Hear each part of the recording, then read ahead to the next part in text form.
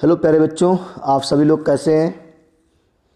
सभी लोग जुड़ जाइए और इस हिंदी प्रैक्टिस सेट के सेशन का अच्छे से एंजॉय करते हैं हम लोग। बहुत ही मज़ा आता है जब आप लोग जुड़ते हैं और कमेंट में राइट आंसर करते हैं। तो प्यारे बच्चों, आज की क्लास को हम लोग शुरू करेंगे बहुत ही शानदार मुहावरे के साथ। तो अभी जितने बच्चे नहीं जुड़े हैं बिल्कुल जुड़ जाइए, फिर हम लोग क्लास को शुरू करते हैं। देखो, इस दुनिया में असंभव कुछ भी नहीं है, वो आपकी सोच पर डिपेंड करता है कि आप कितना बेहतर सोचते हो, किसी काम के प्रति आपकी लगन कितनी है। और आपको पता है कि लगन जब आ ही गया है तो अब मैं आपसे लगन से ही पहले सवाल पूछ लेता हूँ। देखो ध्यान से, एक लगन ये होता है और एक लगन होता है, ये दोनों में अंतर बताना है क्या होता है। पहले लगन का प्यारे बच्चों अर्थ होता है चाव, कहते नहीं बहुत लगन से खाते हो, बहुत चाव से खाते हो। दूसरे लगन का अर्थ शुभ मुहूर्त, शुभ मुहूर्त है, शादी ब्याह वाला, ये शादी ब्याह वाला है। तो प्यारे बच्चों, एक दूसरे के डायरेक्टली प्रोपोर्शनल है, क्या है, सीधे अनुपात में है। अगर पहला वाला लगन ध्यान से करोगे तो दूसरी वाली लगन अपने आप लग जाएगी। मेरी बात अच्छे समझ में आ रही है। चलिए, तो प्यारे बच्चों, आज की क्लास की शुरुआत इस प्रश्न के साथ करते हैं। तो आपका प्यारा सा प्रश्न है, आपके स्क्रीन पे है, और प्रश्न है, हथेली पर सरसों उगाना मुहावरे से क्या समझते हैं। पहला ऑप्शन है प्यारे बच्चों, निम्न कार्य करना, आश्चर्यचकित कर देना, असंभव कार्य करना और पक्षपात व्यवहार करना। और प्यारे बच्चों, इम्पॉर्टेंट आप देख सकते हो, यूपी लोअर सबऑर्डिनेट मेंस की परीक्षा में 2008 में पूछा हुआ सवाल है। तो प्यारे बच्चों, सभी लोग कमेंट करके बताइए कि इस मुहावरे का हथेली पर सरसों उगाना का राइट विकल्प, राइट आंसर क्या है। सभी का कमेंट बॉक्स में आंसर है। बिल्कुल आपको मैं हर प्रश्न के साथ बहुत ही अच्छे से टाइम दे रहा हूँ, 20 से 30 सेकंड का टाइम दे रहा हूँ, और आप लोग आंसर जरूर करिए कमेंट बॉक्स में। चलिए, आपका काउंटडाउन शुरू हो गया। 30 सेकंड आपके पास टाइम है। सभी प्यारे बच्चे बिल्कुल कमेंट करेंगे 30 सेकंड में। मुझे लगता है कि सभी बच्चों के कमेंट आ जाएंगे स्क्रीन पे।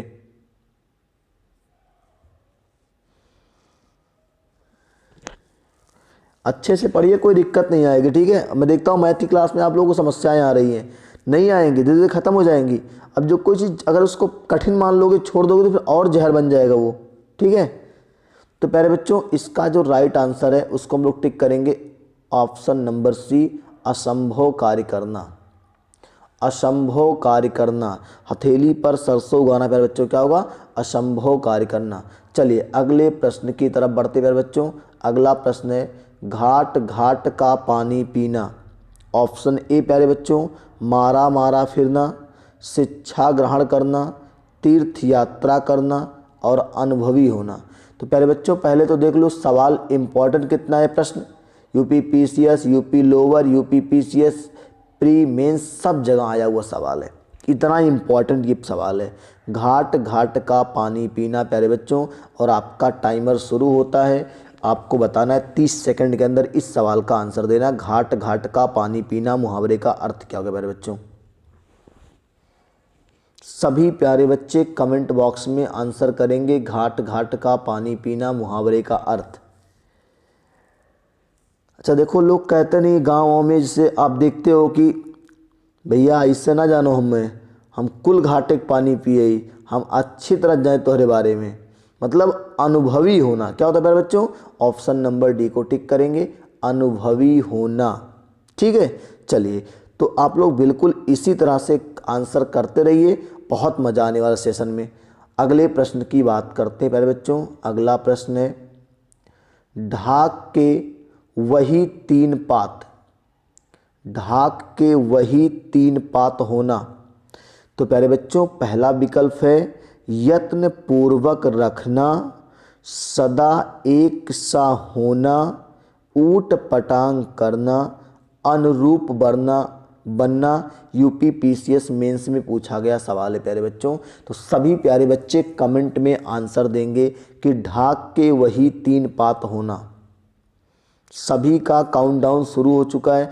राइट आंसर आपका 30 सेकंड में आप हमारे कमेंट बॉक्स में आ जाना चाहिए।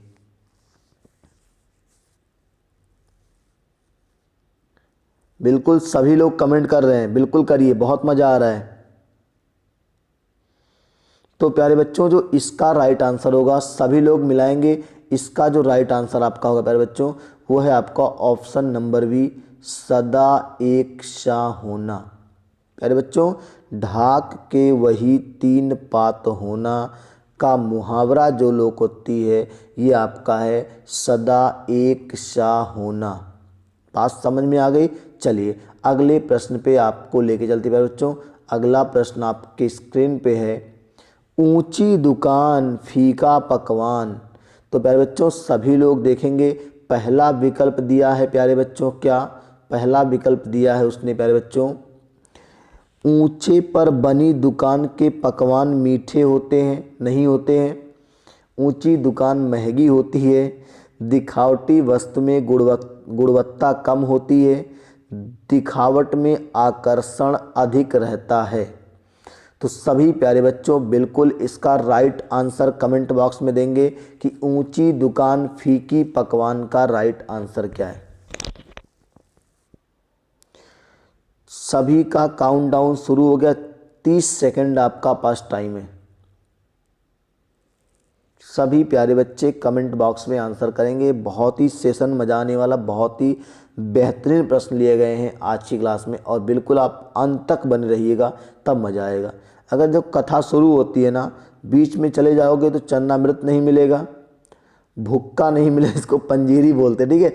गाँव में लोग भुक्का का देशज शब्द है भुक्का, उसको पंजीरी बोलते हैं। हाँ चलिए, तो प्यारे बच्चों जो इसका राइट आंसर है वो आपका है प्यारे बच्चों, दिखावटी वस्तु में गुणवत्ता कम होती है, ऊंची दुकान फीका पकवान। जैसे कहते नहीं है कि अरे वहाँ की जलेबी बहुत फेमस है, और खाए जाओ तो जलेबी का कोनो काम का नहीं रहा। तो यही ना, ऊंची दुकान फीका पकवान, मतलब नाम बड़े दर्शन में छोट। ठीक, चलिए अगले प्रश्न की बात करते हैं प्यारे बच्चों। जैसे हमने आपको एक पढ़ाया नहीं था हाथरस का एग्जाम्पल, महावीर हूँ मैं, महावीर हूँ मैं, गुस्सा आ जाए तो पापड़ तोड़ सकता हूँ। तो क्या है, हाथरस है। चलिए अगले प्रश्न की बात करते हैं प्यारे बच्चों। अगला प्रश्न आपका है, 9 2 11 होना प्यारे बच्चों, मुहावरे का सही अर्थ क्या होगा। 9 2 11 होना, लौट जाना, गिनती गिनकर भाग जाना, भाग जाना, गणित लगाकर कार्य करना। तो सभी प्यारे बच्चे बताएंगे कि 9 2 11 होना। देखो बहुत ही आसान मुहावरा है, बचपन से ये पढ़ते आ रहे हो आप लोग, बिल्कुल गलती नहीं होनी चाहिए। 30 सेकंड आपके पास टाइम है, आप पूरी टाइम का यूटिलाइज करिए और सोच के पढ़ के तब आंसर करिए। यूपी पीसीएस मेंस 3 और 11 में पूछा हुआ सवाल है, तो बिल्कुल कहीं से किसी को दिक्कत नहीं आनी चाहिए, बिल्कुल। तो प्यारे बच्चों जो इस प्रश्न का राइट आंसर है, मुझे लग रहा है सभी लोग कमेंट बॉक्स में आंसर कर रहे हैं। अभी और आंसर करिए, फिर हम चर्चा करते हैं। तो प्यारे बच्चों बिल्कुल इसका राइट आंसर है, सभी प्यारे बच्चे इसको क्लिक करेंगे। राइट आंसर है ऑप्शन सी, भाग जाना।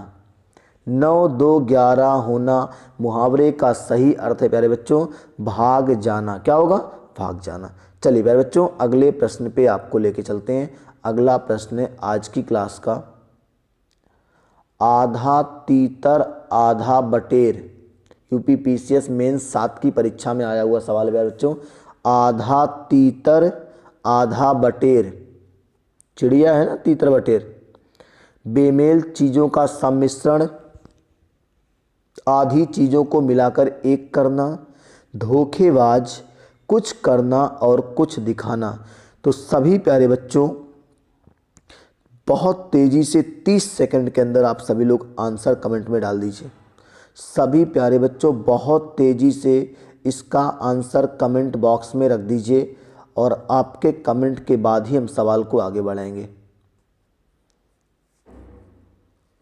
सभी का आंसर बिल्कुल कमेंट बॉक्स में आ जाना चाहिए। तो प्यारे बच्चों इसका जो आंसर होगा वो आपका ऑप्शन नंबर ए है, बेमेल चीज़ों का सम्मिश्रण। कहते नहीं आधा तीतर आधा बटेर, तो बेमेल चीज़ों का सम्मिश्रण। बात समझ में आ रही है? चलिए अगले प्रश्न की बात करने जा रहे हैं प्यारे बच्चों।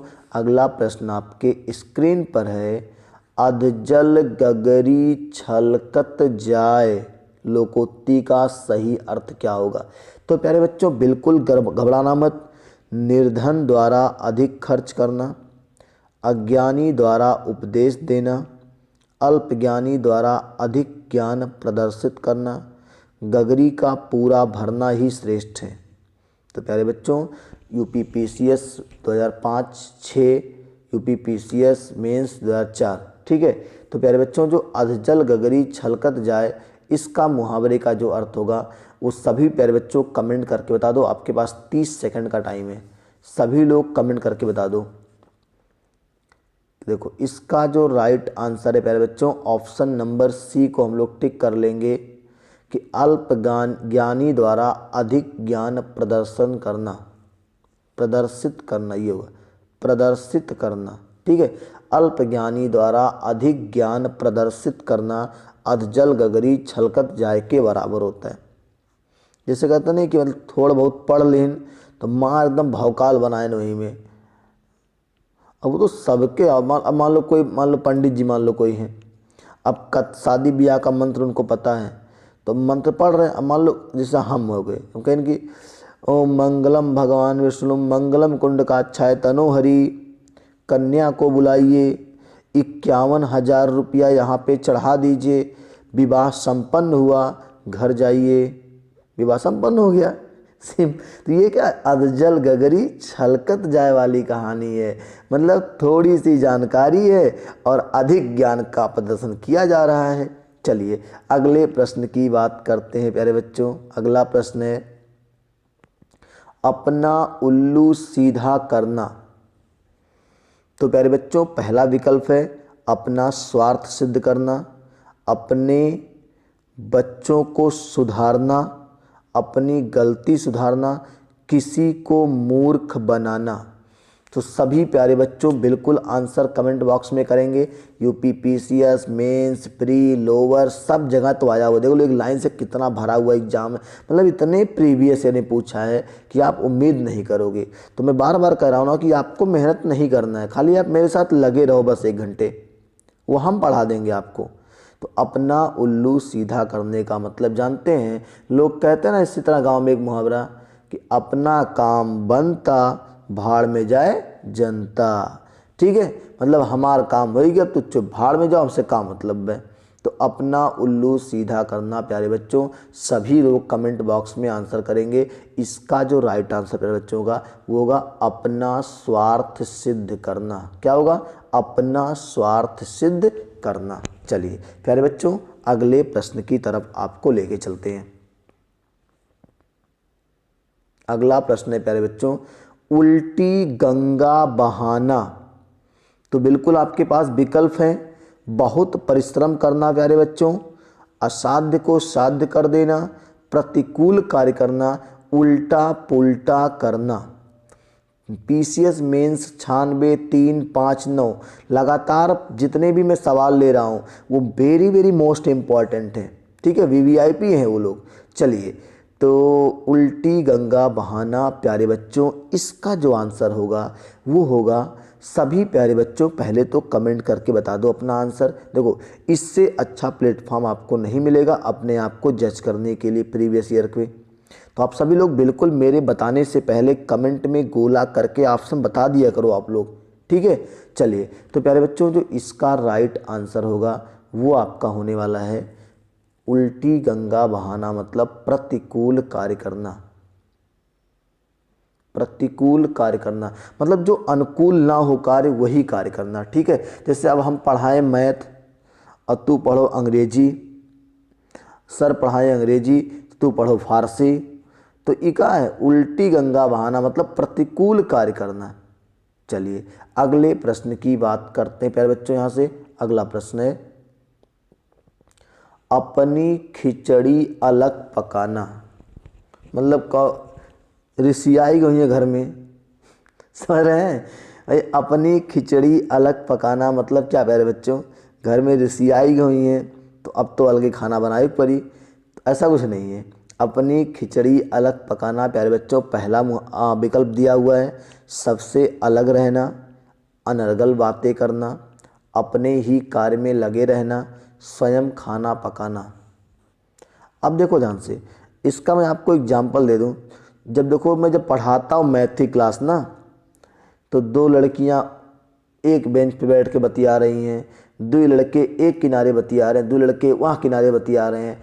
तो इसमें जानते क्या होता है, सबकी अपनी अपनी अलग अलग खिचड़ी पक रही है। पता नहीं कौन सी बात रहती है कि सुबह से क्लास शुरू होती है और शाम तक बातें नहीं ख़त्म होती है। ऐसी पता नहीं कौन सी इमरजेंसी बात रहती है। तो यही कहते हैं कि अपनी खिचड़ी अलग पकाना, मतलब हम करें, हमसे कोई बात नहीं कर रहे हो आप लोग, अपनी खिचड़ी मतलब अपने आप में सब अलग अलग मस्त हो। ठीक है, तो प्यारे बच्चों जो इसका राइट आंसर होगा वो आपका होगा ऑप्शन नंबर ए, सबसे अलग रहना। क्या होगा? ऑप्शन नंबर ए, सबसे अलग रहना। चलिए प्यारे बच्चों अगले प्रश्न की बात करते हैं। गड़े मुर्दे उखाड़ना मुहावरे का अर्थ प्यारे बच्चों क्या होगा? गड़े मुर्दे उखाड़ना मुहावरे का अर्थ प्यारे बच्चों, मरे व्यक्तियों को कब्र से निकालना, पुरानी बातों को उभारना, बेवजह झगड़ा करना, हार का बदला लेना। तो सभी प्यारे बच्चों बता दो कमेंट करके, 30 सेकंड में आपको आंसर देना है कि इसका राइट आंसर क्या होने वाला है। मरे व्यक्तियों को कब्र से निकालना मतलब गड़े मुर्दे उखाड़ना ऐसा कुछ नहीं है, पुरानी बातों को उभारना, बेवजह झगड़ा करना, हार का बदला लेना। तो प्यारे बच्चों जैसे जानते थे आप, देखो कभी कभी जैसे मान लो अभी चुनाव आ गया ना, प्रधानिक चुनाव जब कब वो लड़ोगे आप लोग, तो जब वोट मांगने जाओगे ना, तो गांव वाले जानते कैसे कहेंगे? कहेंगे हे भैया हमें कुल याद बा है, तोहार लड़िकवा हमरे लड़िकवा के वहीं बगियवम गरियाए रहा, तो ओटवा तो हम ना ही देव तुम्हें। ठीक है, तो ये कहते ना गड़े मुर्दे उखाड़ना मतलब पुरानी बातों को उभारना, मतलब बीत गई तो बीत जाने नहीं, मौका मिलेगा तो उभारेंगे। पुरानी बातों क्या होता है? उभारना।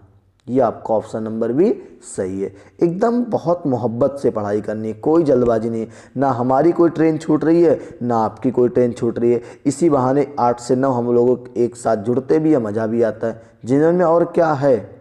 जीवन में कुछ नहीं है बाबू मेरे, कुछ नहीं है। जीवन में टास्क होना चाहिए, लक्ष्य होना चाहिए, उद्देश्य होना चाहिए, जीवन जीने का एक आधार होना चाहिए। बाकी तो पेट पालने के लिए तो कुछ भी ना करो तब वो पेट भर जाएगा आपका, लेकिन पेट नहीं पालना है ना, इतना बड़ा शरीर मिला है उसका तो आप अच्छे से उपयोग कर लीजिए। चलिए अगले प्रश्न पे आपको लेके आते प्यारे बच्चों। अगला प्रश्न है आज की क्लास का, टोपी उछालना मुहावरे का अर्थ क्या है प्यारे बच्चों? ऑप्शन ए है निरादर करना, किसी की टोपी गिराना, एक प्रकार का खेल दिखाना, टोपी का सिर से गिर जाना। तो सभी प्यारे बच्चों बिल्कुल इसका आंसर करेंगे कि इसका राइट आंसर क्या होने वाला है। देखो टोपी से कोई संबंध इसमें नहीं है, खेल से संबंध नहीं है, तो प्यारे बच्चों ऑप्शन नंबर आप सभी लोग टिक करके बता दो कि क्या राइट आंसर है। तो प्यारे बच्चों इसका जो राइट आंसर है वो आपका ऑप्शन नंबर ए है, निरादर करना। क्या होगा? निरादर करना। बात समझ में आ रही है? चलिए प्यारे बच्चों आपको अगले प्रश्न की तरफ लेके चलते हैं। एक बार बता दो सेशन अच्छा लग रहा है कि नहीं लग रहा है? मज़ा आ रहा है पढ़ने में ना? क्वेश्चन के लेवल्स कैसे हैं? देखो ऐसा कुछ नहीं, लेवल तो आपको साफ साफ दिख रहा है कहाँ कहाँ ये पूछा हुआ सवाल मैं आपको पढ़ा रहा हूँ। तो इसका मतलब है कि फंसेगा जरूर पेपर में, लेकिन मैं देखता हूँ कि बच्चे पढ़ना ही नहीं चाहते हैं। 50-60 लोग जागरूक हैं केवल। बताओ इतनी बड़ी कोचिंग लक्ष्य अकेडमी, इतने बच्चे पढ़ते हैं और 50-60 लोग मुश्किल से लाइव होते हैं। मतलब लोगों को घर बैठे सुविधाएं मिल रही हैं फिर भी उसका यूटिलाइज करना नहीं जानते हैं। बाबू मेरे मजाक नहीं हो रहा है क्लास में, इतनी शानदार इतनी मेहनत कर से मैं आपको क्लास पढ़ा रहा हूँ। टाइम पास करना होता ना तो कुछ भी बोल के चला जाता और सब देखते, लेकिन नहीं, आप 50-60 बच्चा ही पढ़ेगा, वो मेरे लिए 50-60 लाख के बराबर है, करोड़ के बराबर है। बात समझ में आ रही है? क्योंकि हमारे लिए जानते हैं क्या, एक बच्चा अगर सीख जाएगा मुझसे तो मेरा जीवन धन्य हो जाएगा। यहाँ तो 50-60 बच्चे मुझसे सीख रहे हैं, इससे ज़्यादा क्या चाहिए आपको। चलिए अगले प्रश्न की तरफ आते हैं प्यारे बच्चों। अगला प्रश्न है, गेहूं के साथ घुनो पीसा जाता है। ठीक है, ऐसा नहीं लिखा है, लिखा है गेहूं के साथ घुन भी पीसता है।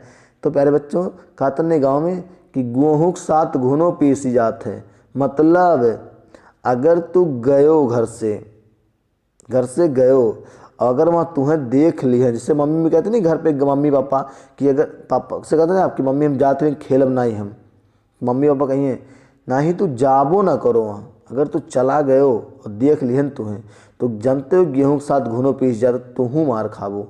ठीक है, तो प्यारे बच्चों गेहूं के साथ घुन भी पीसता है, इसका मतलब 4 विकल्प आपके स्क्रीन पे हैं। गेहूं और घुन की घनिष्ठ मित्रता होती है, लाभ प्राप्त करने के लिए हानि उठाना, दोषी के साथ निर्देश का भी अहित होना, भलाई करने पर बुराई प्राप्त होना। तो सभी प्यारे बच्चों बिल्कुल आप कमेंट बॉक्स में आंसर डाल दीजिए, बहुत तेज़ी से आंसर करिए, 30 सेकंड का आपके पास टाइम है। सभी का आना चाहिए, यही तो सेशन है, यहीं से अगर सीख लोगे फिर जीवन में दिक्कत नहीं आएगी सर। इससे ज़्यादा मेहनत अभी और करने की आवश्यकता है, जितना मैं करता हूँ मेहनत अभी भी उसका आधा ही कर दोगे प्यारे बच्चों तो सक्सेस जाओगे, मेरी गारंटी है। तो प्यारे बच्चों इसका जो राइट आंसर होगा वो होगा दोषी के साथ निर्दोष का अहित होना। दोषी के साथ निर्दोष का क्या, अहित होना। ठीक है, चलिए अगले प्रश्न पे आते प्यारे बच्चों। अगला प्रश्न है, रस्सी जल गई ऐठन न गई। रस्सी जल गई पर ऐठन ना गई। तो प्यारे बच्चों बिल्कुल आपके सामने है 4 विकल्प। सब कुछ मिट जाने पर भी झूठा अभिमान करना, झूठ बोलना और उस पर गर्व करना, फिर से ऐठना, हारने पर भी अकड़ना। तो प्यारे बच्चों अच्छा देख, तो लोग गाँव कहते नहीं हैं, गाँव कहते नहीं है कि अब ही इतना मार मारन है लेकिन सुधरो ना है तू, कहता नहीं है सुधरो ना है तू।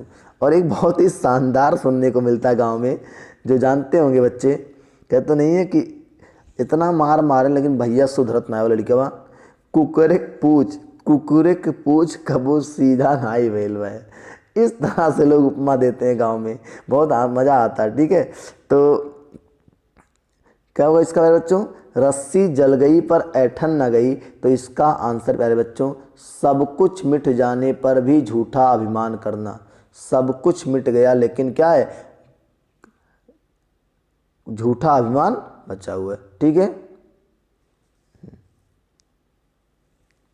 चलिए बात समझ में आ गई कि रस्सी के जल जाने पर, मतलब से आप देखते हो रस्सी अगर आग में जल जाती है ना तो अगर कोई इसको हिलाए डुलाए ना तो राख जो बनी होती है वैसे गांठ टाइप की, ऐसे जो जैसे रस्सी होती है घुमावदार, वैसे ही गांठ पड़ी रहती है, वो नहीं मिटती है। तो ऐसे है कि सब कुछ मिट जाए लेकिन झूठा अभिमान बना रहेगा, भौकाल मेंटेन करें, कालर खड़ी रहेगी एकदम ऐसे क्रिस्टाइट रहेगी। ठीक है, हाँ घटे तो घटे मगर पोजीशन ना घटे। ठीक है, चाहे कुछ भी घट जाए, खाना पीना ना रहे लेकिन पोजीशन ना घटे पाओ, क्रिच हमेशा टाइट रहे चाहिए। ठीक है, चलिए अगले प्रश्न की बात करते हैं प्यारे बच्चों। अगला प्रश्न है, खोदा पहाड़ निकली चुहिया। या देखो, खोदा पहाड़ निकली चुहिया प्यारे बच्चों, इसका राइट आंसर क्या है। चुहिया पकड़ने के लिए बहुत कोशिश करना, छोटी सी चीज़ के लिए पहाड़ खोदना, बहुत परिश्रम करने पर भी कोई फल ना मिलना, बेकार का कार्य करना। तो प्यारे बच्चों आपके सामने 4 विकल्प हमने रख दिया है और चारों विकल्पों को पढ़ के आपको आंसर करना है। तो चूहिया पकड़ने के लिए बहुत कोशिश करना ये तो होगा नहीं, छोटी सी चीज़ के लिए पहाड़ खोदना, बहुत परिश्रम करने पर भी कोई फल ना मिलना। तो प्यारे बच्चों यही आपका राइट आंसर है कि खोदा पहाड़ निकली चूहिया, मतलब इतना बड़ा पहाड़ खोद डालें और निकल का चूहिया, मतलब का चूहिया माने कुछ ना समझो तुम, ठीक है। तो यहाँ पर बच्चों बहुत परिश्रम करने पर भी फल ना मिलना, ये आपका राइट आंसर है। यूपी पीसीएस के परीक्षा में पूछा गया सवाल है। मेरी बातें आपको समझ में आ रही हैं तो एक बार सभी बच्चे कमेंट करके बता दिए सर बहुत ही मज़ा आ रहा है पढ़ने में, फिर हम लोग आगे कंटिन्यू करते हैं। चलिए सब बता दिए एक बार, वॉइस कैसी जा रही है, ठीक है। हाँ, हम कैसे दिखाई दे रहे हैं, स्मार्ट दिख रहे हैं कि नहीं दिख रहे हैं, हद है। चलिए, मतलब एक है ना मुहावरा कि अपने मुंह मियाँ मिट्ठू बनना, अपनी बड़ाई स्वयं करना। चलिए आगे प्रश्न पे आते हैं। कान काटना मुहावरे का अर्थ क्या होगा प्यारे बच्चों? कान काटना मुहावरे का अर्थ होगा प्यारे बच्चों, कन कटा होना, बहुत चतुर होना और मूर्ख होना और विनम्र होना। तो सभी प्यारे बच्चे बताएंगे कि कान काटना मुहावरे का अर्थ क्या होगा। बिल्कुल आपके पास 30 सेकंड का टाइम है और सभी लोग कमेंट बॉक्स में आंसर देंगे भी। 30 सेकंड के पास 30 सेकंड का सबके पास टाइम है। कान काटना मुहावरे का अर्थ प्यारे बच्चों क्या होगा? तो बिल्कुल सभी के राइट आंसर है। थोड़ा सा मुहावरा ये कठिन है और यूपी लोअर में पूछा हुआ सवाल है। चलिए सभी का आंसर लगभग आ चुका है प्यारे बच्चों। इसका राइट आंसर है ऑप्शन नंबर बी, चतुर होना। क्या होगा? चतुर होना। बात समझ में आ रही है? चलिए प्यारे बच्चों अगले प्रश्न की बात करते हैं। देखो जो बच्चे हमारे बताने का इंतज़ार कर रहे हैं ना, मैं बार बार कह रहा हूँ कि इंतज़ार करने वालों को सिर्फ उतना मिलता है जितना कोशिश करने वाले करके छोड़ देते हैं। बात समझ में आ रही है ना? तो कोशिश करने वालों की कभी हार नहीं होती, लहरों से डरकर नौका कभी पार नहीं होती। बात समझ में आ रही है? हाँ, डर के आगे जीत है, माउंटेन ड्यू। चलिए अगले प्रश्न पे आपको लेके चलते हैं बच्चों। अगला प्रश्न आपका है मुट्ठी गर्म करना। मुट्ठी गर्म करना मुहावरे का अर्थ क्या है? इन्हें घूसा मारना, ठीक है। हाथ गर्म करना, ठंडी खत्म हो गई तो हाथ तो गर्म करेंगे नहीं। घूस देना, बहुत देर था ना, कोई सुन ना ले। घूस देना, घूस देना, आग तापना, झूठ बोलना। UP PCS mains, UP PCS mains पूछा हुआ सवाल है। तो सभी प्यारे बच्चों कमेंट करके बता दो कि इसका राइट आंसर क्या होगा। बिल्कुल बहुत तेजी से आंसर दीजिए। आपके पास अब बहुत कम समय आपको दूंगा, 10 सेकंड का समय दे रहा हूँ आपको। बहुत तेज़ी से सभी प्यारे बच्चों आंसर कर दो, 10 सेकंड का समय है। मुट्ठी गर्म करना प्यारे बच्चों, इसका जो राइट आंसर होगा वो होगा घूस देना। क्या होगा? घूस देना। ये आजकल एक नया चला था ना, वो क्या नाम है, कोड वर्ड चला था भैया, कुछ मुट्ठी उट्ठी गर्म है मतलब घूस देना, ठीक है। चलिए अगले प्रश्न की तरफ बढ़ते हैं प्यारे बच्चों। अगला प्रश्न है ना रहेगा बांस ना बजेगी बांसुरी, इसमें आपको बताना है कौन सा विकल्प एकदम सही है। ना रहेगा बांस ना बजेगी बांसुरी, ठीक है। तो प्यारे बच्चों बांस को नष्ट करना, बांसुरी ना बजाना, झगड़े की जड़ को नष्ट कर देना, किसी को उधार ना देना। देखो अगर किसी से आप उधार लेते हो ना तो उससे कह देना उधार लेते समय, जिसका लेना कभी ना देना, क्या इस जग में आना है? अगर आना भी है तो क्या इसी रूप में आना है? ठीक है। हाँ, जैसे लोग कहते नहीं कि ऐसा कोई सगा नहीं जिसको हमने ठगा नहीं। चलिए तो प्यारे बच्चों इसका जो राइट विकल्प होगा ना रहेगा बांस ना बजेगी बांसुरी, इसका जो प्यारे बच्चों होगा झगड़े की जड़ को ही नष्ट कर देना। क्या होगा? झगड़े की जड़ को ही नष्ट कर देना। जैसे आपको पता है, जैसे मान लो कि किसी चीज़ के लिए दो बच्चे लड़ रहे हो ना, तो उस सामान एकदम गायब कर दो, दोबारा वो दिखाइए ना पड़े, ना तू पाओ ना तू पाओ, ठीक है। चलिए अगले प्रश्न की बात करते हैं प्यारे बच्चों। होनहार बिरवान के होत चीकने पात, लोकोक्ति का अर्थ क्या है। तो प्यारे बच्चों अभी तो हम लोग इस पर तो बात करने वाले हैं कि इस लोकोक्ति का अर्थ क्या है, लेकिन पहले देख लो लोकोक्ति का संधि विच्छेद क्या होता है। लोक धन उक्ति, लोक धन उक्ति और संधि विच्छेद आ और उ मिलके क्या बन गया ओ, इसलिए गुण संधि। कौन संधि?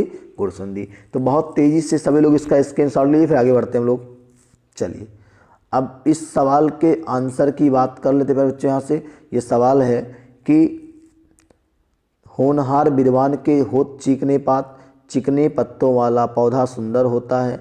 होनहार बालक के लक्षण बचपन में ही लगते हैं। उद्यान का शौक होना, चिकने पत्तों से लगता है कि वृक्ष पौधा बड़ा बनेगा। ठीक है, लेकिन ऐसा कुछ नहीं प्यारे बच्चों। सभी के आंसर कमेंट बॉक्स में आने शुरू हो गए हैं। जैसे कहते नहीं है कि जैसे कहते नहीं कि लड़का बहुत मतलब इसके जब पैदा होता है ना, कहीं बहुत ही अद्भुत प्रतिभा का बालक है। तो होनहार बिरवान के होत चीकने पात, प्यारे बच्चों होनहार बालक के बचपन लक्षण से ही दिखाई देने लगते हैं। बचपन जो होनहार बालक होता है ना, उसके लक्षण बचपन से ही दिखाई देने लगते हैं कि वो करेगा क्या आगे चल के। ठीक है, चलिए प्यारे बच्चों अगले प्रश्न की बात करने जा रहे हैं। अगला प्रश्न आपका है, चोर की दाढ़ी में तिनका। चोर की दाढ़ी में क्या बच्चों? तिनका दिया हुआ है। तो प्यारे बच्चों पहला विकल्प तो आपके स्क्रीन पे है ना, पढ़ो ध्यान से। चोर का स्वयं डरना, चोरी की पहचान होना, दाढ़ी गंदी होना, हर चोर की दाढ़ी होना। ये तो कोई मतलब नहीं है कि हर चोर की दाढ़ी हो सकता चोरवा स्मार्ट हो तो। ठीक है, जैसे मैंने बच्चों से पूछा क्लास में कि प्यारे बच्चों चोर का स्त्रीलिंग क्या होता है, तो कई बच्चों ने कहा कि सर चोट्टिन होता है। क्या होता है? कई बच्चों ने कहा कि सर चोट्टिन होता है। हमने कहा ये चोट्टा, चोट्टिन नहीं होता है। ठीक है, चोट्टा का चोट्टिन कहोगे प्यारे बच्चों, चोर का क्या होगा? चोरनी होगा। ठीक है, चलिए हाँ, नहीं कहा तो चोट्टिन होता है। जैसे कहा ना कि नेता, तो कहीं नेताइन, नेता का नेताइन स्त्री नहीं होता है, नेता का नेत्री होता है। वो अलग बात है कि गांव में लोग कहते हैं कोई मान लो तेज तरार औरत है तो कहीं ना तू बड़की नेताइन बनत हो। ठीक बा, ज़्यादा ना नेताइन बनो तुम। चलिए आगे, चोर की दाढ़ी में तिनका। प्यारे बच्चों एकदम देखो, एक अकबर बीरबल की कहानी थी। बीरबल के राज्य में, अकबर के राज्य में चोरियां होने लगी तो बीरबल को बुलाया गया। तो उन्होंने कहा कि बीरबल जरा चोरवा को पकड़ो, दो चोरवा है कौन। बीरबल ने कहा अरे महाराज तो बहुत सिंपल चीज़ हमारे लिए, एक के मिनट में चोरवा पकड़ लेंगे हम। तो अकबर ने कहा अरे इतना आसान तो है चोरवा पकड़ना, इतना बड़ा साम्राज्य है, इतने बड़े बड़े चोर हैं इसमें, तुम कैसे पकड़ पाओगे। तो बीरबल ने कहा अरे महाराज कोई दिक्कत नहीं। सबको इकट्ठा किया गया पूरे दरबार में, और बीरबल ने कहा कि महाराज सबको एक एक लाठी समान लंबाई की दे दी जाए। अकबर ने कहा ठीक है चलो दे देते हैं, सबको दे दिया गया। अब बीरबल ने कहा कि महाराज जब ये कल सुबह सभा में आएंगे तो अपनी अपनी लाठियों के साथ आएंगे, और जो चोरवा होगा उसकी लाठी 1 इंच कम हो जाएगी, छोटी हो जाएगी। ठीक है, सब अपने अपने घर चले गए। शर्त के अनुसार कल सुबह सबको उपस्थित होना था।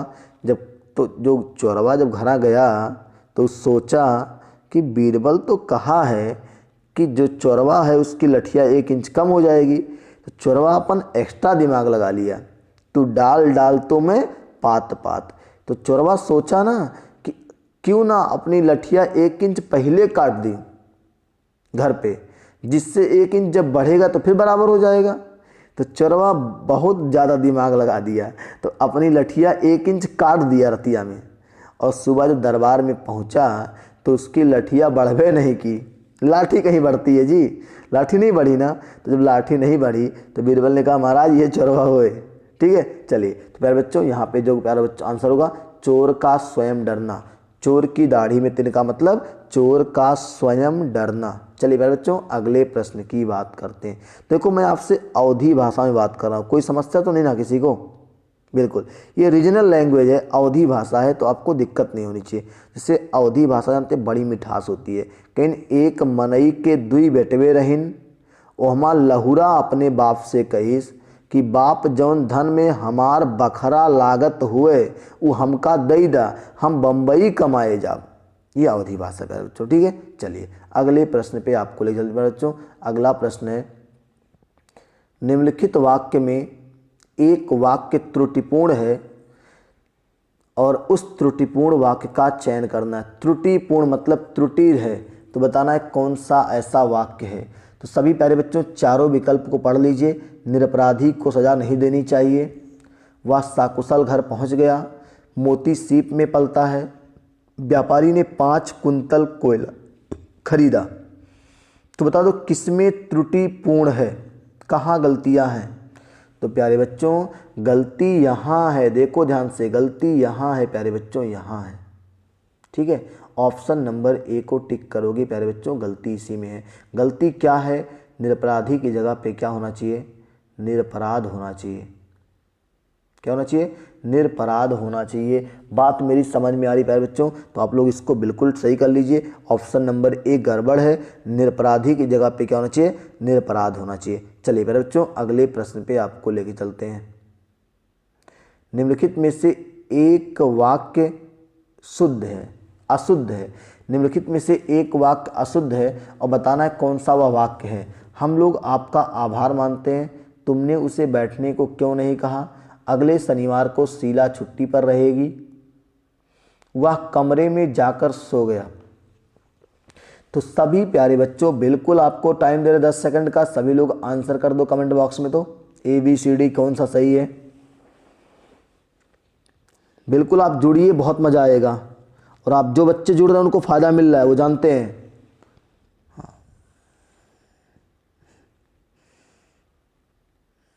प्यारे बच्चों अशुद्ध वाक्य जो है आप सही कर लीजिएगा, ऑप्शन नंबर डी है, वह कमरे में जाकर सो गया। यहाँ पे ये गड़बड़ी है कि ये नहीं होना चाहिए था, ये नहीं होना चाहिए था। वह कमरे में सो गया, जाकर क्या मतलब भाई, अच्छा कमरे में सोना है तो जाना तो पड़ेगा ना भाई। तो सोने जाने में, सोने में जाना समाहित हो जाएगा भाई। अगर मैं कमरे में सोना चाहता हूँ तो मैं कमरे में तो जाऊँगा ही जाऊँगा। तो ये कहा मैं कमरे में जाकर सो गया, जाकर नहीं, वह कमरे में सो गया। बात समझ में आ गई। चलिए अगले प्रश्न पे आपको लेके चलते हैं। अगला प्रश्न है बच्चों, श्याम जल से पौधे सींच रहा है, वाक्य का शुद्ध रूप क्या होगा प्यारे बच्चों। वाक्य का शुद्ध रूप, श्याम जल से पौधे सींच रहा है। जरा बात मेरी बहुत ध्यान से सुनिएगा प्यारे बच्चों, और आंसर जरूर आप लोग सही से करेंगे। अच्छा ही बताओ, पौधा सिंचबो तो का होगा, लाइक 55 वाले सिंचबो तो पनियस ना भैया, कि एल्कोहल से लाके उसको सींचोगे, कि आप उसको मैंगो फ्रूट से लाके, फ्रूट जूस से लाके उसको सींचोगे आप, नहीं ना। आप सींचोगे तो जले से ना पारे बच्चों। जब जले से सींचोगे तो जल शब्द का प्रयोग करना उचित नहीं है। श्याम पौधे सींच रहा है मतलब जल से ही सींच रहा होगा। तो प्यारे बच्चों इसका होगा श्याम पौधे सींच रहा है, जल शब्द का प्रयोग करना कहीं से भी उचित नहीं है। अनावश्यक जानकारी पे सवाल है, ठीक है। चलिए अगले प्रश्न पे प्यारे बच्चों आपको लेके चलते हैं। और अगला प्रश्न है आज की क्लास का, निम्नलिखित विकल्पों में से शुद्ध वाक्य को चयनित कीजिए। वह उदंडनीय है, वह दंड भोगने के योग्य है, वह दंड योग्य है, वह दंड देने के योग्य है। तो प्यारे बच्चों सभी विकल्प आपके सामने रखे गए हैं, 4 विकल्प हैं और सभी को इसका आंसर बताना है कौन सा शुद्ध वाक्य है। 3 गड़बड़ है, 1 सही है।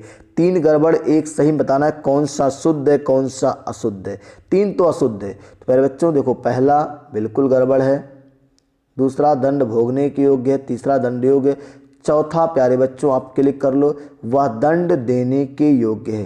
क्या कहते हैं, वह दंड देने के योग्य है। बात समझ में आ रही प्यारे बच्चों। अगर आपको सेशन अच्छा लग रहा है, क्लास हमारी समझ में आ रही है, तो बिल्कुल आप अपने साथ के जितने भी सहपाठी हैं, गली मोहल्ले पड़ोस, सबको आप जोड़िए। मैथ विद कृष्णा के यूट्यूब चैनल तक उनको लेके आइए।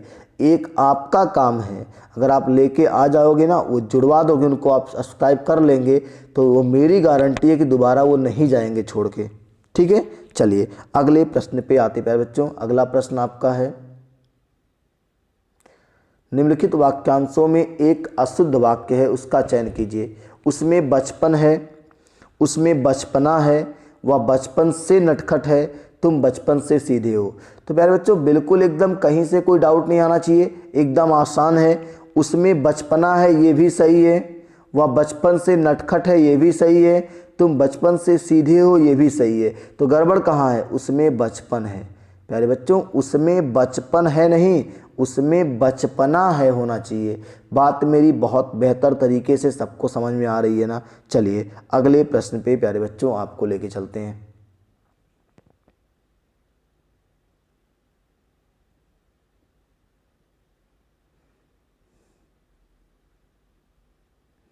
चलिए अगला प्रश्न है प्यारे बच्चों, सही वाक्य की पहचान करना है। सुरेश का किताब मेज पर है, तो सभी प्यारे बच्चों चारों विकल्प पहले पढ़ लेते हैं। सुरेश का किताब मेज पर है, सुरेश की किताब मेज पर है, सुरेश किताब की मेज पर है, सुरेश मेज पर सुरेश का किताब है। प्यारे बच्चों पहला तो बिल्कुल गड़बड़ है, सुरेश का किताब मेज पर है। अगला सुरेश किताब की मेज, ये भी गड़बड़ है। मेज पर सुरेश किताब, ये भी गड़बड़ है। तो प्यारे बच्चों ऑप्शन नंबर बी को आप टिक कर लेंगे, यही आपका राइट आंसर है। सुरेश की किताब मेज पर है, यही इस सवाल का राइट आंसर है। ठीक है, में पर अधिकरण तत्पुरुष समास होता है, में पर चिन्ह आता है, लेकिन में अंदर के अर्थ में और पर ऊपर के अर्थ में आता है। जैसे पुस्तक पर मेज, मेज पर पुस्तक रखी है। ठीक है, चलिए अगले प्रश्न पे आपको लेके चलती प्यारे बच्चों। अगला प्रश्न है आज की क्लास का, कौन सा वाक्य गलत है? वह घोड़े पर सवार था, बिल्कुल कहीं से कोई एरर नहीं है। एक गिलास पानी दीजिए, ये भी बिल्कुल सही है। केवल 4 रुपये मात्र दीजिए, वे बड़े सज्जन हैं। तो प्यारे बच्चों बिल्कुल आपके पास टाइम है, और 30 सेकंड का नहीं 10 सेकंड का टाइम है, और सभी लोग इसका आंसर कमेंट बॉक्स में देने का प्रयास करेंगे। तुक्का बिल्कुल नहीं लगाएंगे, दिमाग से पढ़ के तब लगाएंगे। तो प्यारे बच्चों वो आंसर हो जाएगा केवल 4 रुपये मात्र दीजिए। तो प्यारे बच्चों यही आपका गड़बड़ है। अब गड़बड़ क्यों है? क्योंकि या तो केवल आएगा, या तो केवल शब्द का प्रयोग करेंगे, या तो किसका? मात्र शब्द का प्रयोग करेंगे। दोनों एक साथ नहीं आएंगे प्यारे बच्चों, या तो केवल आएगा या तो मात्र आएगा। यही गड़बड़ी यहाँ पे थी। चलिए अगले प्रश्न पे आते हैं प्यारे बच्चों। यहाँ से निम्नलिखित में से सही वाक्य कौन सा है? तो प्यारे बच्चों मैंने बहुत ही आसान और जहरीला ट्रिक बताया था इस सेंटेंस के लिए, बिल्कुल गड़बड़ी नहीं होगी आपको। कौन सा वाक्य सही है ना? तो जहाँ देखो यहाँ पे आया हुआ अनेकों, तो ये तो सेंटेंस गड़बड़ हो गया। यहाँ भी लिखा है कई ग्रंथों, तो ये भी गड़बड़ हो गया। तो प्यारे बच्चों ऑप्शन नंबर सी ही एकमात्र सहारा है। सूरदास ने अनेक ग्रंथ लिखे। क्या लिखे? अनेक ग्रंथ लिखे। प्यारे बच्चों एक बार फिर से देखते हैं, इसका राइट आंसर जो होगा वो होगा सूरदास ने अनेक ग्रंथ लिखे। ठीक है, चलिए अगले प्रश्न पे आपको लेके चलते प्यारे बच्चों। अगले प्रश्न का इंतजार आप सभी को बहुत ही बेसब्री से है। अब देखो बहुत ही शानदार प्रश्न आ गया। मेरी डैश डैश डैश डैश से उस विदेशी को चोट पहुंची।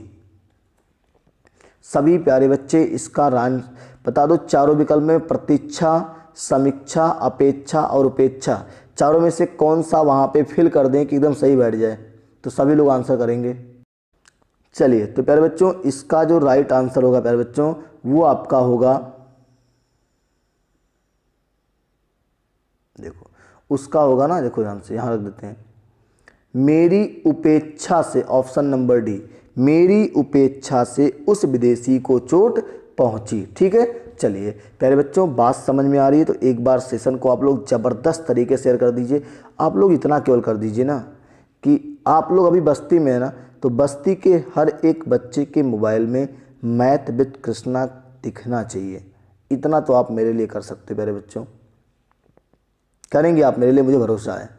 इतना करिए कि बस्ती के हर एक पढ़ने वाले के बच्चे के मोबाइल में मैथ विद कृष्णा जरूर होना चाहिए।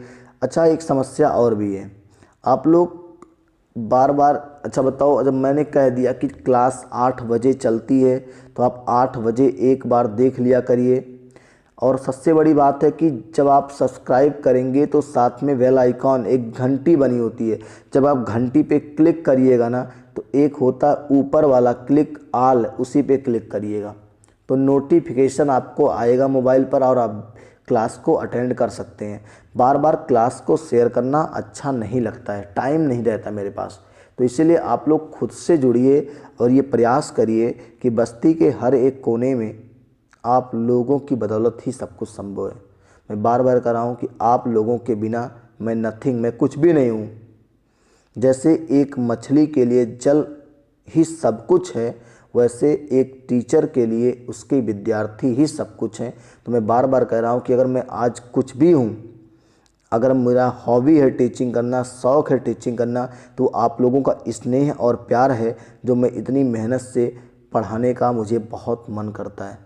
ठीक है, चलिए प्यारे बच्चों अगले प्रश्न की तरफ बढ़ते हैं हम लोग। यहाँ से अगला प्रश्न है, वृष्टि न होने से सूखा पड़ने की आशा, आशंका, संभावना और चिंता।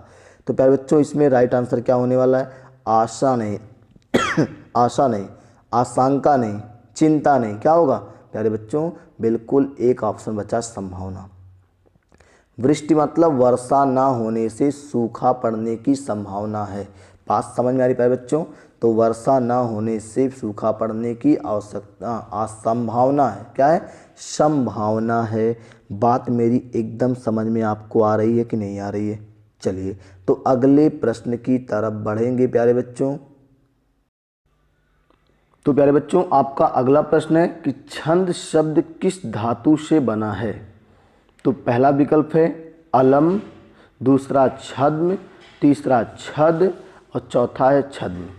तो सभी प्यारे बच्चे कमेंट में बिल्कुल आंसर देंगे कि छंद शब्द किस धातु से बना है।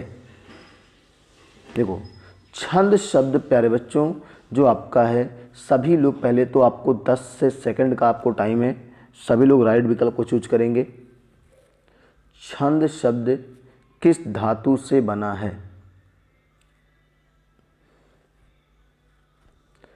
तो सभी के आंसर आ रहे हैं और सबको जानकारी इसकी होनी चाहिए कि छंद शब्द किस धातु से बना है। चलिए तो इसका जो प्यारे बच्चों राइट आंसर है वो आपका है छद। ऑप्शन नंबर सी को टिक करेंगे। छद धातु से बना है। किससे बना है?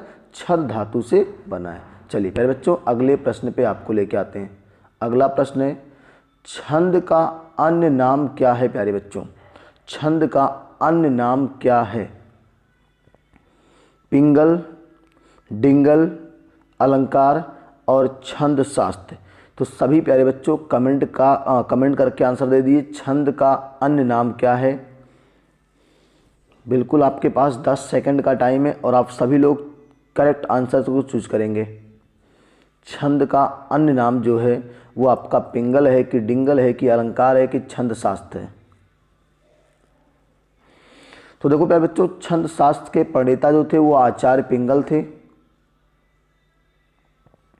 इसलिए प्यारे बच्चों छंद का जो अन्य नाम रखा गया वो क्या रखा गया? इन्हीं के नाम पर रखा गया, पिंगल रखा गया। क्या रखा गया? पिंगल रखा गया। बात समझ में आ रही है?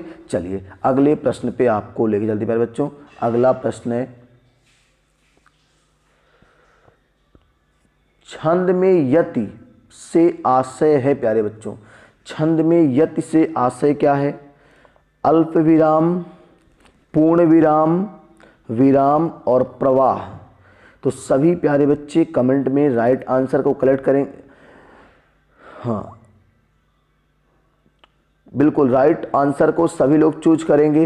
अल्प विराम है कि पूर्ण विराम है कि विराम है कि प्रवाह है? तो देखो छंद को पढ़ते समय जो बीच में थोड़ी देर के लिए ठहराव आता है, बात समझ में आ रही? चरणों के समाप्ति पर नहीं, एक एक चरणों की समाप्ति पर, एक एक चरणों की समाप्ति पर जो थोड़ी देर के लिए ठहराव आता है उसको आप लोग जानते हैं यति कहते हैं। क्या कहते हैं? यति कहते हैं प्यारे बच्चों। और उस यति का अर्थ छंद में क्या होता है प्यारे बच्चों? विराम होता है। क्या होता है? विराम होता है। ऑप्शन नंबर आप टिक करेंगे प्यारे बच्चों सी को। ऑप्शन नंबर सी को टिक करेंगे, विराम होता है। बात समझ में आ रही मेरी? चलिए, तो सभी प्यारे बच्चों जुड़ जाइए, बहुत ही महत्वपूर्ण सेशन है और शानदार प्रश्नों के साथ इस सेशन को हम लोग शुरुआत कर रहे हैं। चलिए अगले प्रश्न की बात करें प्यारे बच्चों। अगला प्रश्न है, लघु गुरु मात्राओं की गणना पर आधारित छंद कौन सा छंद है?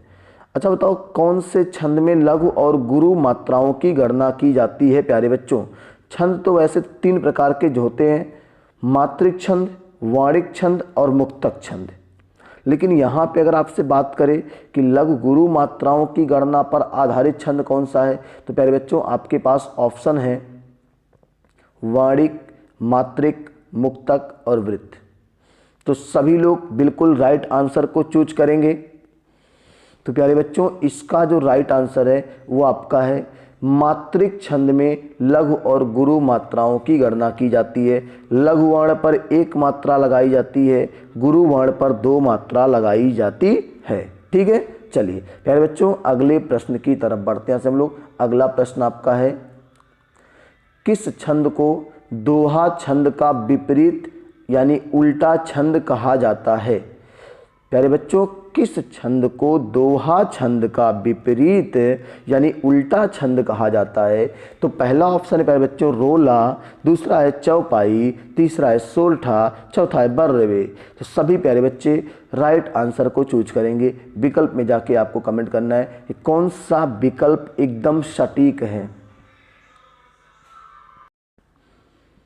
चलिए तो प्यारे बच्चों आपका जो यहाँ पे देखने को मिलेगा, दोहा छंद, दोहे के पहले और तीसरे में 13-13 मात्राएं, दूसरे और चौथे में 11-11 मात्राएं, और इसका जो उल्टा होता प्यारे बच्चों वो आपका होता है, यहाँ पे हम लोग टिक करेंगे, दोहे का उल्टा प्यारे बच्चों सोरठा होता है। क्या होता है? सोरठा होता है। यह भी अर्ध सममात्रिक छंद है, दोहा भी अर्ध सममात्रिक छंद है। दोहे के पहले और तीसरे में 13-13, दूसरे चौथे में 11-11, और सोरठा उसका उल्टा होता है, पहले और तीसरे में 11-11, दूसरे और चौथे में 13-13 होता है। बात मेरी समझ में आपको आ गई? चलिए अगले प्रश्न पे आपको लेके चलते प्यारे बच्चों।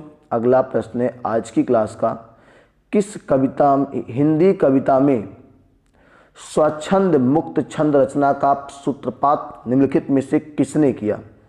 हिंदी कविता में स्वच्छंद यानी मुक्तक छंद रचना का सूत्रपात निम्नलिखित में से किसने किया?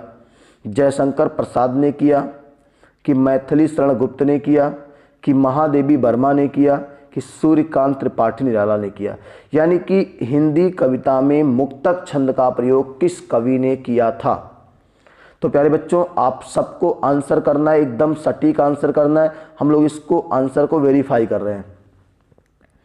तो प्यारे बच्चों हिंदी कविता में मुक्तक छंद यानी जो वर्ण और मात्राओं से मुक्त हो, किसी एक से बधी ना हो, ऐसी रचना मुक्तक छंद कहलाती है। और प्यारे बच्चों उसके सूत्रपात करने वाले सूर्यकांत त्रिपाठी निराला जी थे। कौन थे? सूर्यकांत त्रिपाठी निराला जी थे। उन्होंने लिखा था जूही की कली नामक कविता, जो मुक्तक छंद का बहुत ही बेहतरीन उदाहरण थी। ठीक है, तो प्यारे बच्चों ऑप्शन नंबर डी को टिक करेंगे, सूर्यकांत त्रिपाठी, जिनको उपाधि मिली थी निराला की। बात समझ में आ रही है? चलिए प्यारे बच्चों अगले प्रश्न पे हम लोग आपको लेके आते हैं। अगला प्रश्न है, रामचरितमानस लिखा गया है प्यारे बच्चों, रामचरितमानस लिखा गया है। तो प्यारे बच्चों दोहा में, चौपाई में, दोहा और चौपाई में, वाणिक छंद में। तो सभी प्यारे बच्चों बिल्कुल राइट आंसर आप लोग क्लिक करेंगे कि रामचरितमानस किस में लिखा गया है? दोहे में लिखा गया है, कि केवल चौपाई में लिखा गया है, कि दोहे और चौपाई दोनों में लिखा गया है, कि वाणिक छंद में लिखा गया है प्यारे बच्चों? तो सभी लोग बिल्कुल राइट आंसर क्लिक करेंगे। बिल्कुल आपके पास 10 सेकंड का टाइम है और आप इस 10 सेकंड के टाइम में आप अपने सही आंसर को चूज करेंगे। तो प्यारे बच्चों इसका जो राइट आंसर है वो है रामचरितमानस तुलसीदास कृत है, तुलसीदास द्वारा लिखी गई है। और इसके जो लिखा गया है वो दोहा और चौपाई में लिखा गया। किस में लिखा गया है? दोहा और चौपाई में लिखा गया है। बात इतनी समझ में आपको आ रही है? चलिए प्यारे बच्चों अगले प्रश्न की तरफ बढ़ते हैं। और जिन्होंने अभी तक वीडियो को लाइक नहीं किया ना, बिल्कुल आप लाइक कर लीजिए, फिर आगे बढ़ते हैं हम लोग। सभी प्यारे बच्चे वीडियो को पहले लाइक करिए, फिर हम आगे बढ़ते हैं। दूसरी जानकारी, सब्सक्राइब करने के बाद बेल आइकॉन को ऑल पे क्लिक करना है, ऑल पे, जिससे ऑल नोटिफिकेशन आपको मिलेगी। बार बार मुझे शेयर नहीं करना पड़ेगा प्यारे बच्चों, और इतना तो आप करेंगे ही करेंगे। चलिए सब लोग कर लिए हैं, सब्सक्राइब सब लोग कर चुके हैं, बेल आइकॉन को सभी ने प्रेस कर लिया है ऑल पे। फिर चलिए अगले प्रश्न पे बढ़ते हैं हम लोग। यहाँ से अगला प्रश्न है प्यारे बच्चों, निराला की पहली कविता जूही की कली किस छंद का उदाहरण? देखो अभी मैंने इसके पहले बताया था आपको कि निराला जी की कविता जूही की कली किसका उदाहरण है। तो सभी प्यारे बच्चों कमेंट करके बता दो कि निराला जी की कविता जूही की कली जो है, मैंने अभी आपको बताया प्यारे बच्चों, मुक्तक छंद का उदाहरण है। किसका है? मुक्तक छंद का उदाहरण है। बात समझ में इतनी सी आ रही है कि नहीं आ रही है? ठीक है, चलिए अगले प्रश्न पे आपको लेके चलते प्यारे बच्चों। अगला प्रश्न है आज की क्लास का, रहीमन पानी राखिए बिन पानी सब सून, और पानी गए न उबरे मोती मानुष चुन। उक्त पंक्ति किस छंद का उदाहरण है प्यारे बच्चों? तो रहीमन पानी राखिए बिन पानी सब सून, और पानी गए न उबरे मोती मानुष चुन। देखो पानी शब्द जो आया है ना, इसके दूसरी लाइन में ही आपको अलंकार छंद देखने को मिलेगा। आपको देखो ध्यान से, मात्रा लगाना पहले सिखाते, देखो ध्यान से, मात्रा लगाना आपको सिखाते हैं प्यारे बच्चों। मात्रा कैसे लगाते हैं देखो, पहले पे देखो रा पे एक मात्रा, हा पे एक मात्रा, मा ना एक, दो दो, यहाँ पे दो एक दो, एक एक दो दो, एक एक दो एक। अब गिन लो, दो दो चार, दो छः, दो आठ, देखो दो दो चार, दो छः, दो आठ, दो 10, दो 11, दो 13, 13 हो गया इसमें दो दो चार, दो छः, दो 8, दो 10, 11, 13 11 प्यारे बच्चों। और आपको पता है कि जिसमें 13 और 11 मात्राएं आती हैं, पहले चरण में 13, दूसरे चरण में 11 होती हैं। ऐसे छंद को प्यारे बच्चों बिल्कुल आप सभी लोग गलती नहीं करेंगे, वो छंद है दोहा नामक छंद है। कौन सा छंद है? दोहा नामक छंद है। दोहा नामक छंद की पहचान है, पहले और तीसरे में 11 11, पहले और तीसरे में 13 13, दूसरे और चौथे में 11 11। दोहे का उल्टा सोरठा होता है। चलिए प्यारे बच्चों, यह एक मात्रिक छंद है और यह एक अर्धसम मात्रिक छंद है। कैसा छंद है? अर्धसम मात्रिक छंद है। चलिए प्यारे बच्चों, आपको अगले प्रश्न पे लेके चलते हैं। प्यारे बच्चों, अगला प्रश्न है, रोला और उल्लाला मिलाने से छंद का निर्माण होता है। रोला और उल्लाला मिलाने से किस छंद का निर्माण होता है प्यारे बच्चों? तो सभी लोग कमेंट में आंसर दीजिएगा कि रोला और उल्लाला, एक गाना आया था ना, उल्लाला उल्लाला। तो रोला और उल्लाला मिलाने से कौन से छंद का निर्माण होता है? कुंडलियां, छप्पे। तो प्यारे बच्चों, रोला और उल्लाला मिलाने से कौन सा छंद बनता? सभी प्यारे बच्चों कमेंट करके आंसर बता दो। तो प्यारे बच्चों छप्पे बनता है। क्या बनता है? छप्पे। क्योंकि दोहा और रोला मिलाने से, देखो दोहा और रोला मिलाने से कुंडलियां बनता है। क्या बनता है? कुंडलियां बनता है। ये बनता है, दोहा और रोला मिलाने से कुंडलियां बनता है, रोला और उल्लाला मिलाने से छप्पे बनता है। कुंडलियां और छप्पे दोनों विषम मात्रिक छंद हैं, दोनों में 6 चरण होते हैं। कुंडलियां की पहचान, कुंडलिया नामक छंद जिस शब्द से शुरू होता है उसी शब्द पे जाके क्या हो जाता है? समाप्त हो जाता है। ये आपका जहरीला ट्रिक है। बात समझ में आ गई? कुंडलिया नामक छंद जिस शब्दवा से शुरू होता है उसी शब्दवा पे जाके समाप्त हो जाता है प्यारे बच्चों, और यही कुंडलिया के पहचानने की जहरीली ट्रिक है। चलिए प्यारे बच्चों, अगले प्रश्न की तरफ बढ़ते हैं। संधियां 3 प्रकार की होती हैं, इनमें से कौन सा एक संधि का प्रकार नहीं है? संधियां 3 प्रकार की होती हैं, इनमें से कौन सा एक संधि का प्रकार नहीं है? तो प्यारे बच्चों, संधियां 3 प्रकार की कौन कौन? स्वर संधि बिल्कुल ऑप्शन सही है, व्यंजन संधि ये भी सही है, विसर्ग संधि ये भी सही है। तो कौन सा नहीं है प्यारे बच्चों, ये अनुस्वार संधि नहीं है, इसको आप टिक करेंगे। प्यारे बच्चों संधियां 3 प्रकार की, स्वर, व्यंजन और विसर्ग। तीसरा जो पहला विकल्प दिया अनुस्वार संधि, ये नहीं होती है। बात मेरी समझ में आपको आ रही है। चलिए अगले प्रश्न की तरफ प्यारे बच्चों आपको लेके चलते हैं। वीडियो की परीक्षा 18 में आया हुआ सवाल था, यूपी पीसीएल 19 में पूछा गया सवाल है प्यारे बच्चों, और सवाल है उन्माद का संधि विच्छेद क्या होगा। उन्माद, तो देखो ता, था, दा, धा, ना 5वां अक्षर है ना, तो अपने ही वर्ग के पहले में बदल जाएगा। एक नियम था पहले का तीसरे में परिवर्तन, एक था पहले का 5वें में परिवर्तन। तो प्यारे बच्चों यहाँ जो हम लोग विग्रह करेंगे ता, था, दा, धा, ना, तो ता में आ जाएगा उत प्लस माद। उत प्लस माद संधिया का नाम पूछेगा प्यारे बच्चों, तो कह देंगे कि व्यंजन संधि है। कौन संधि है? व्यंजन संधि है। यूपी पीसीएल की परीक्षा में आया हुआ सवाल है प्यारे बच्चों, और ऑप्शन नंबर ए को हम लोग टिक कर लेंगे, उत धन माद। बात समझ में आ रही है।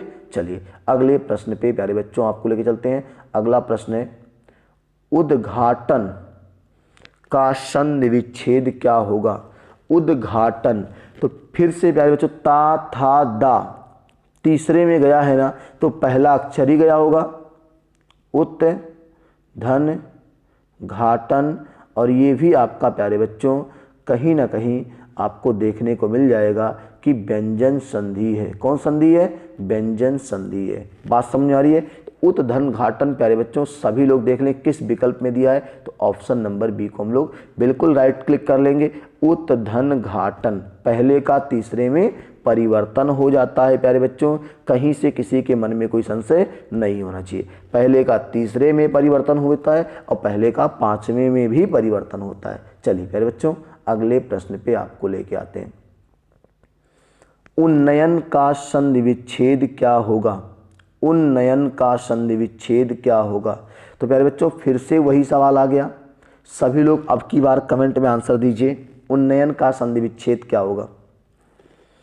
तो प्यारे बच्चों एकदम आसान है, ता, था, दा, धा, ना 5वां है ना, तो फिर से पहला ही 5वें में गया होगा, उत धन नयन।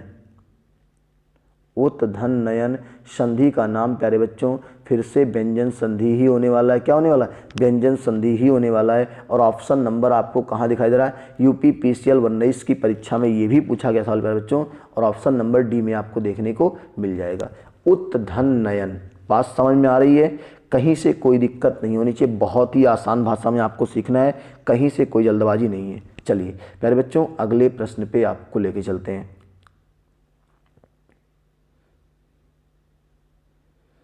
महेंद्र का संधि विच्छेद क्या होगा। तो प्यारे बच्चों महेंद्र का संधि विच्छेद देखो ए ओ अर, ए ओ अर ये आपके गुण संधि में देखने को मिलते हैं। कहाँ देखने को मिलते हैं? गुण संधि में। स्टेनोग्राफर परीक्षा 19 में पूछा हुआ सवाल है, गुण संधि में देखने को मिलते हैं। और प्यारे बच्चों इसका जो विग्रह करते हैं हम लोग, आ और ई मिलकर ए बन जाता है, आ और ई मिलकर ए बन जाता है। तो प्यारे बच्चों सभी लोग इसका राइट आंसर जरा बता दो क्या होने वाला है। आ और ई मिलकर, मैंने आपको हिंट भी कर दिया है कि आ और ई मिलकर ए बन जाता है। तो प्यारे बच्चों इसका जो राइट आंसर होगा महाधन इंद्र। क्या होगा? महाधन इंद्र। संधि का नाम गुण संधि है प्यारे बच्चों। क्या है? गुण संधि है। संधि विच्छेद जब करेंगे तो आ के साथ ई मिलेगा तो क्या बनेगा? ए बन जाएगा। चलिए प्यारे बच्चों अगले प्रश्न की तरफ बढ़ते हैं। आज की क्लास का अगला प्रश्न है संहार शब्द में कौन सी संधि है। संहार शब्द में कौन सी संधि है प्यारे बच्चों? सम धन हार, दूसरा भी सम धन हार, हलंत नहीं लगा है। तो सभी प्यारे बच्चों ये आपको पता है कि आधे माँ का नियम है, अनुस्वार का नियम है। और हमने बताया था कि पिछली बार सुपर टेट में एक सवाल आया था अलंकार, तो वैसे ही संहार है, उसी जो अनुस्वार की चिन्ह आप लगा ना बिंदी ऊपर, उसी की जगह पे प्यारे बच्चों हम लोग तोड़ते समय आधा माँ कर लेते हैं, समधन हार। समधन क्या? हार। स्टेनोग्राफर 19 की परीक्षा में ये भी छपा था। तो प्यारे बच्चों सभी लोग देख लो किस विकल्प में इस विकल्प को दिया गया है। तो पहला विकल्प ही आपका राइट है, समधन हार।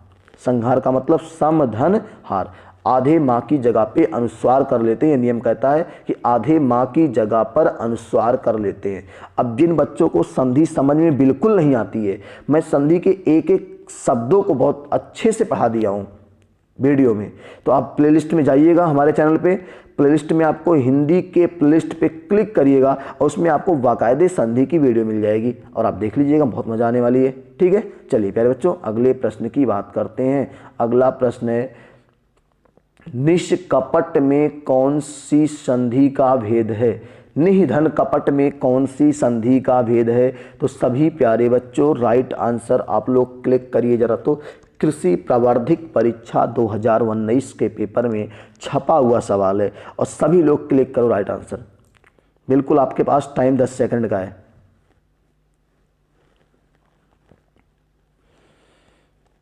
तो प्यारे बच्चों इसका जो आप देखेंगे ना, जो शब्द बनेगा वो बनेगा निष्कपट।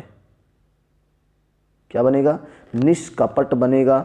और आपको पता है कि इसमें जो आप संधि लगाओगे वो लगाओगे आप वृद्धि संधि। क्या लगाओगे? वृद्धि संधि लगाओ, सॉरी वृद्धि नहीं यार बच्चों। आपको पता है जब बनेगा निष्कपट विसर्ग लगाई तो वृद्धि कहाँ से आएगा? विसर्ग संधि। क्या होगा? विसर्ग संधि होगा। बात समझ में आ रही है? क्योंकि आपको विसर्ग का सिंबल ही दिखाई दे रहा है। ठीक है, तो वृद्धि नहीं, विसर्ग संधि। ठीक है, चलिए प्यारे बच्चों अगले प्रश्न पे बात कर लेते हैं। प्यारे बच्चों अगला प्रश्न है,